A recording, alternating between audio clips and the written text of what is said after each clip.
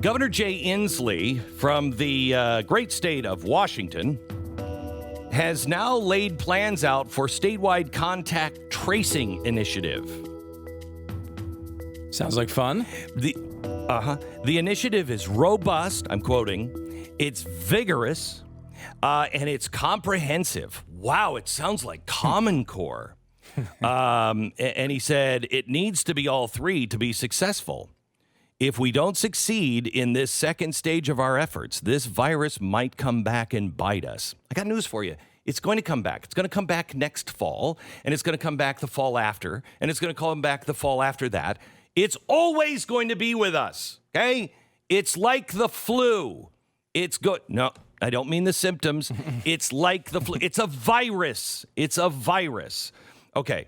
Contract tracing involves interviewing people with positive COVID-19 tests to identify who they've been in contact with, getting those people tested, and making sure they isolate themselves and their families.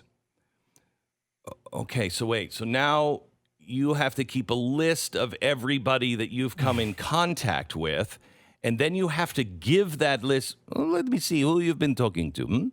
It will be interesting because, obviously, some of that, right, is very basic disease prevention, right? If there's a measles outbreak, yes. They would do that. I mean, it's, that's just interviewing. They've been doing that forever.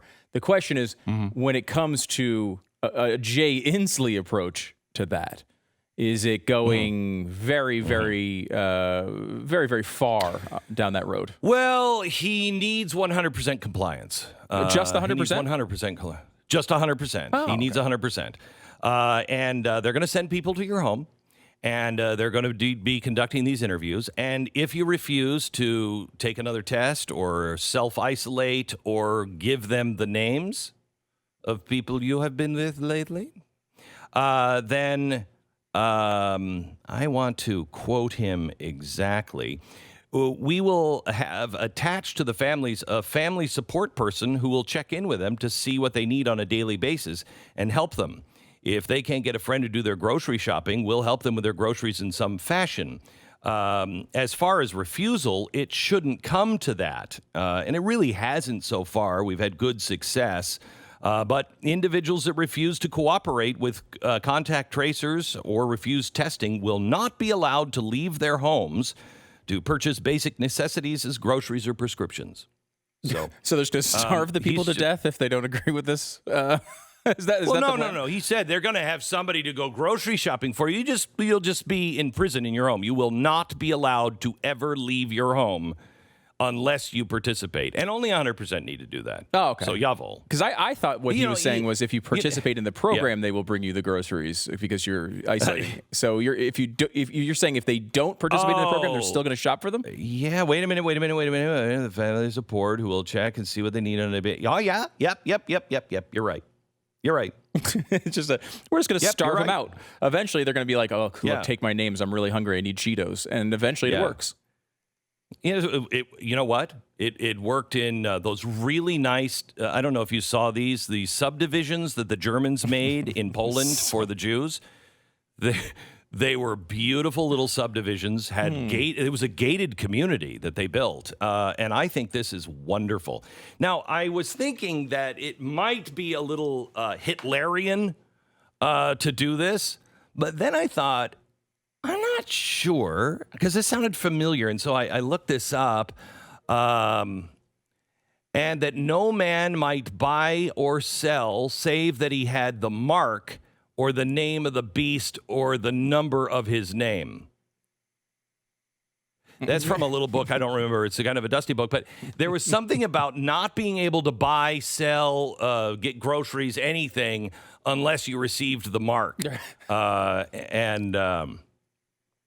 would think most people, right, are very interested if they find out they've had COVID, right, to tell the people they've been in contact with that they have COVID so they can get tested. That's something that most people are going to want to do.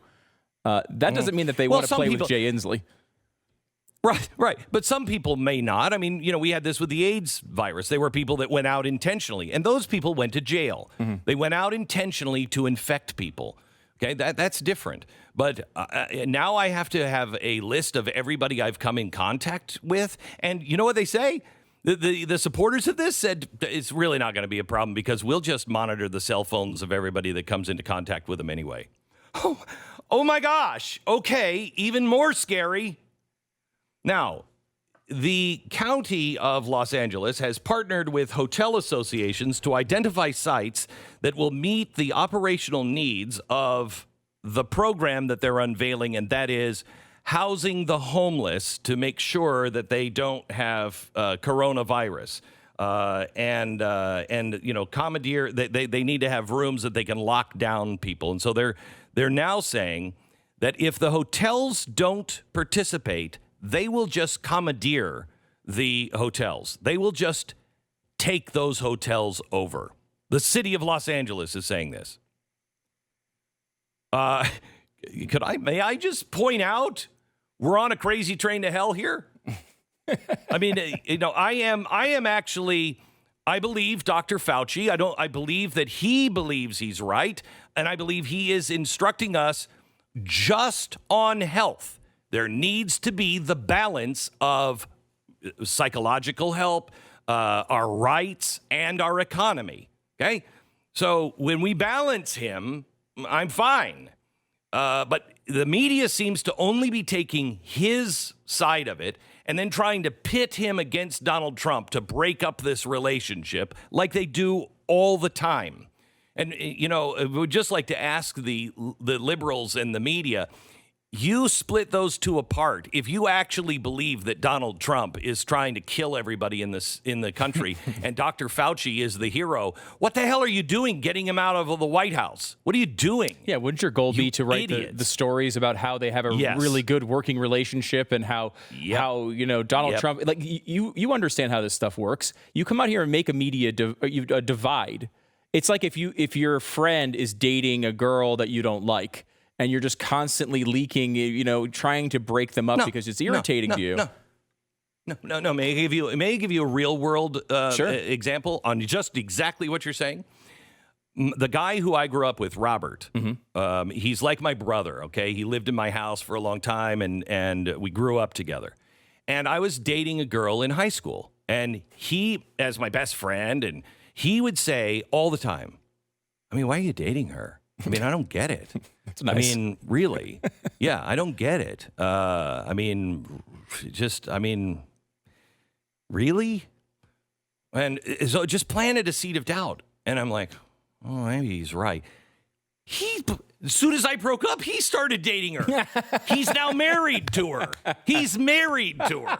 Okay? I didn't know that story. I mean, yes. Colleen. I dated Colleen. And Robert was right. I mean, the one time we did kiss, it was like I kissed her goodnight at the doorstep, and we both looked at each other and went, that was weird. It was like kissing your sister or something. So he was right about it, but he's the guy who was planting the seed of doubt. And that's what the media is doing. Yeah, and they will wind up dating Fauci if they break them up. Right? Like, that's what they want to do. He'll be a CNN, roundtable commentator. University of Harrisburg has developed an automated computer facial recognition software they claim can predict with 80% accuracy and no racial bias whether a person is likely to be a criminal purely by looking at a picture of them. They're automating the identification of potential threats without bias. They say their aim is to produce tools for crime prevention, law enforcement, and military applications. Now, in their own press release, they say they start with saying that they can recognize likely criminals, and then they quickly move into just criminals. So it's not just likely criminals. By the end of the press release, it's criminals. They know that they're going to catch these criminals. The research team claims to be removing bias and racism from the decision-making, leaving it up to just the algorithm, and that wasn't written by humans that have any kind of bias. No, this is just an algorithm. Look, Facebook uses an algorithm. Google uses an algorithm. There's no bias there. Good God, what's happening to us? Now, at the same time, all of this stuff is going on, and we're talking about draconian kind of stuff where they just pulled the business license. Remember the 77-year-old guy? He's going in $1,000 fine a day because they revoked his business license. The state troopers said they're not going to arrest this guy. So the state went another way. They are just decimating his business. You've got now, we're going to just start taking hotels. Give us the name of the people you've been around, or you won't be able to leave your house and buy food. This is nuts. Let me give you this story. The Democratic Socialists of America have an estimated 10,000 new members in the last month. People are starting to look around and say, man, capitalism. See if this doesn't sound like a prediction, Stu. People are just starting around to look around and say, man, capitalism just isn't working. If the markets can't even produce hand sanitizer or toilet paper or masks during a plague, what good is this system? Oh, my gosh. I'm going to say they actually did produce those things. I mean, everybody on Earth is selling masks right now. As far as I know, at least in the stores I've been to recently, both sanitizer and toilet paper are all back in stock. Water's in stock. Yeah. I mean, I don't know that that's the case in every single place in America, but the market's done pretty well here. Yeah, in fact, it's dwarfed every market that isn't free. In London, they've had all kinds of problems because they don't have a free market when it comes to some of these things.